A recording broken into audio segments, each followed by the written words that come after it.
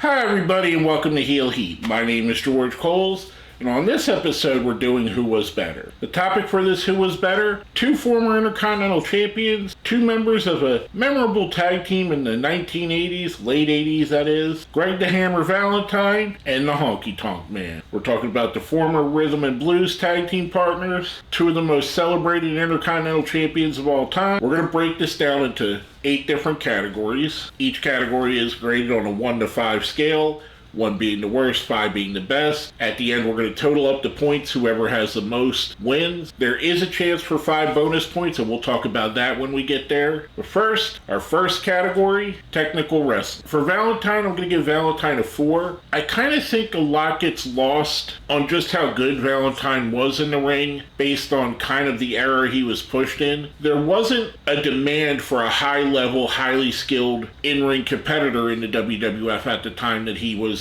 mostly famous there. However, he did put on great matches, whether it be part of the Dream Team, which I thought were a really good team, him and Beefcake, whether it be at his matches with Santana, which I thought are probably some of the best in the era of WWE, or even going back before that, his feud with Roddy Piper and Wahoo McDaniel prior to that. I thought he was just amazing, so I'm going to give him a 4. For Honky Tonk Man, Honky's going to get a 3. While I don't think he's bad, I don't think he's anything above average, which basically, if you look at from 1 to 5, 3 is right in the middle. That's where I would put Honky Tonk Man. His in-ring skills aren't a detriment, but they're also not a plus. Now, our next category, striking. For Hammer's getting a 5. There's a reason why they call him Greg the Hammer Valentine, and it's because he would basically hammer you. His punches look legit, his forearms look legit. I mean, he looked to be as tough as he said he was, and he could back it up in the ring. For that, he definitely gets a 5. Now for Honky Tonk Man, this is another category I'm going to give him a 3 in.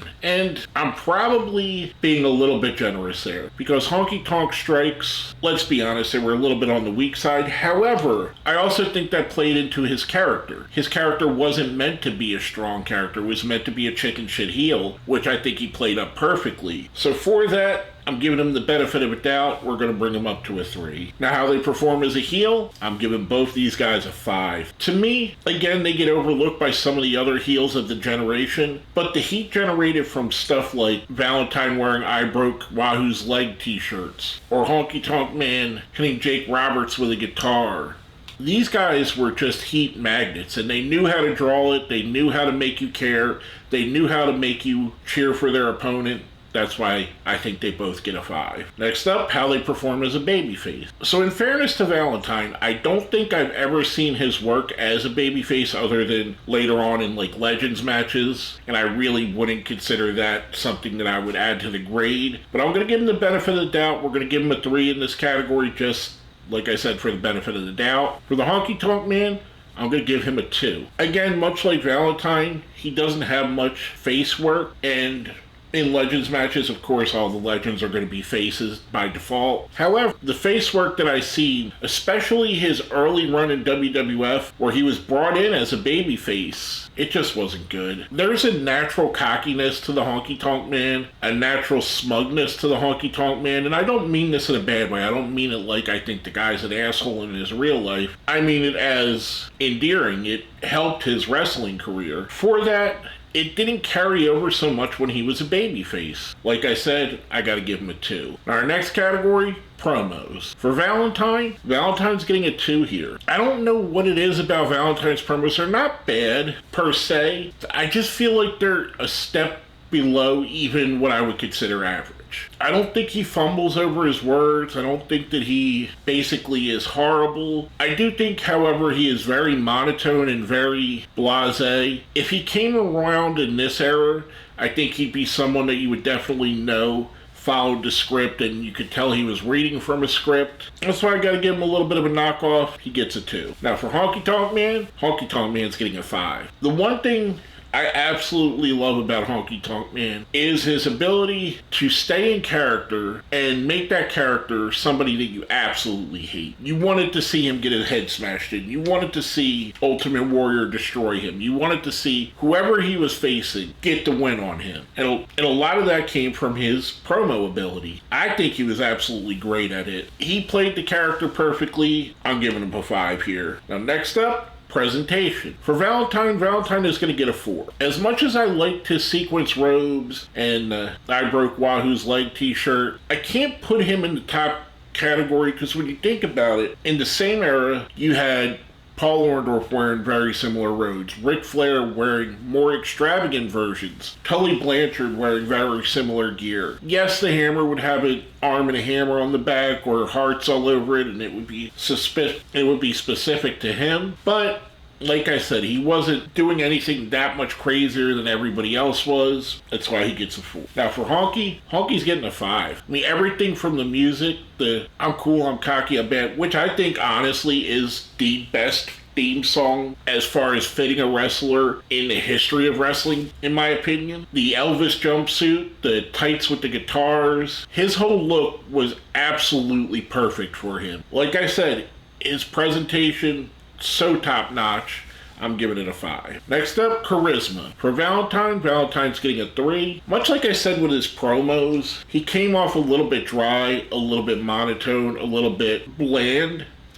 almost bored at times. So for that, I gotta give him a 3. For Honky Tonk Man, I'm giving him a 4. Now, the only reason I don't give Honky a 5 here instead of a 4 is that cockiness. I think there is a point where he crossed over from just being cocky as a good heel to being cocky as an annoying prick that you don't want to deal with. And I got that vibe, not all the time, but every now and again, especially you could tell when Honky Tonk Man thought something was beneath him, like his WCW run.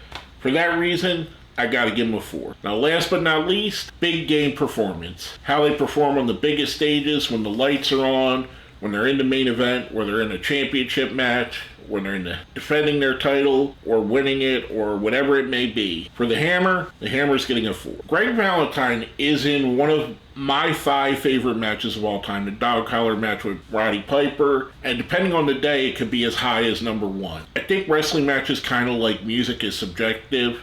Your favorite song today may not be your favorite song tomorrow, depending on your mood.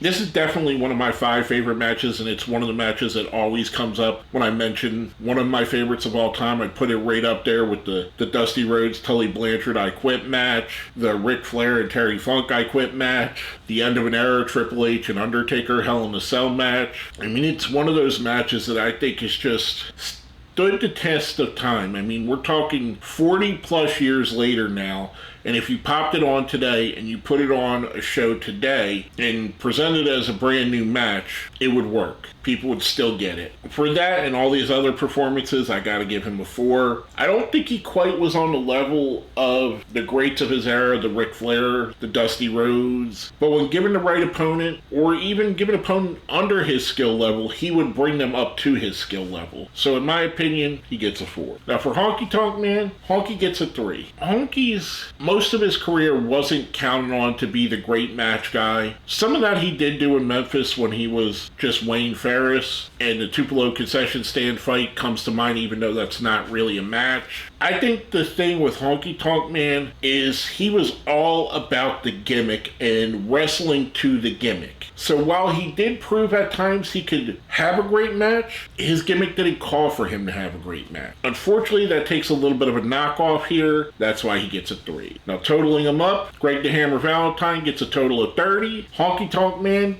also gets a total of 30. But here's where that bonus question comes in. Every Wednesday on my posts page here on YouTube, I put up a poll basically asking you guys, who do you think is the better of the 2 people that'll be coming up in the next video? Whoever gets the most votes, they get 5 bonus points. The winner of this week's poll, Greg the Hammer Valentine. And the winner overall with a now total of 35, Greg Valentine. Look, I think the Hammer is very deserving, and I think both these guys are great wrestlers that I highly enjoyed watching. To me, this breakdown is a lot of a case study of just how important a character is to a wrestler's overall and how important in-ring is to a wrestler's overall. Where I think Honky Tonk Man excels, Greg Valentine doesn't necessarily meet, and the same vice versa. Where I think Valentine excels, I think Honky Tonk Man is a little bit below. That's why I think they ended up being equal in the vote, and I could definitely see why the fans would vote for Valentine, which he deserved to win. With all that being said, stay tuned for the next poll on Wednesday on the post page. All that being said, My name is George Coles, and you've been watching Who Was Better.